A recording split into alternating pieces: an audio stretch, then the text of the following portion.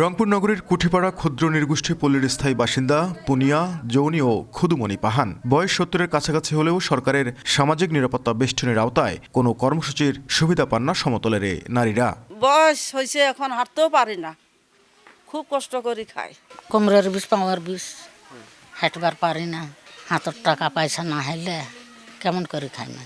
রংপুর বিভাগের বিভিন্ন জেলায় ছড়িয়ে ছিটিয়ে রয়েছে সাঁওতাল, ওরাও, মুন্ডা সহ বেশ কয়েকটি ক্ষুদ্র নৃগোষ্ঠী, যাদের একমাত্র পেশা এখন কৃষি শ্রমিক। সরকারের পর্যাপ্ত পৃষ্ঠপোষকতা না থাকায় দারিদ্রতার বলয় ভাঙতে পারছে না এসব সম্প্রদায়। আদিবাসীর মধ্যে স্কুল কলেজে যে একটু ছাড় দেবে বা আমাদের ভর্তির জন্য কিছু কম করবে, এগুলো সুযোগ সুবিধা নাই আমাদের। মৌলিক যে অধিকারগুলো আছে আমাদের, বাসস্থান, শিক্ষা, চিকিৎসা, সব দিক থেকেই আমরা বৈষম্য শিকার হই। বয়স্ক ভাতা, তারপর উপবৃত্তি, তারপর মাতৃকালীন ভাতা, এই সমস্ত ভাতা থেকে তারা বঞ্চিত।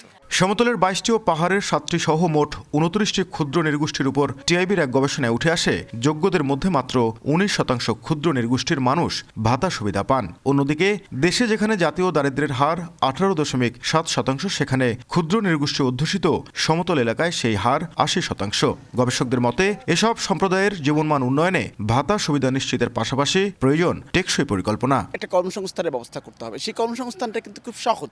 তাদেরকে যদি আমরা প্রশিক্ষণের আওতায় নিয়ে আসতে পারি এবং তাদের জন্য যদি আমরা কিছু সহজ শর্তে ঋণের ব্যবস্থা করতে পারি, তাদের কাজের মান যদি উন্নত করা যায়, সেগুলো কিন্তু বিদেশে রপ্তানি করে অর্থনৈতিক সমৃদ্ধি অর্জন করা সম্ভব। সমাজসেবা অধিদপ্তরের তথ্য বলছে রংপুর বিভাগে অনগ্রসর জনগোষ্ঠীর মাত্র ৪,২৫০ জন বয়স্ক কিংবা বিশেষ ভাতার আওতায় রয়েছেন। নাজমুল ইসলাম নিশাত, সময় সংবাদ, রংপুর।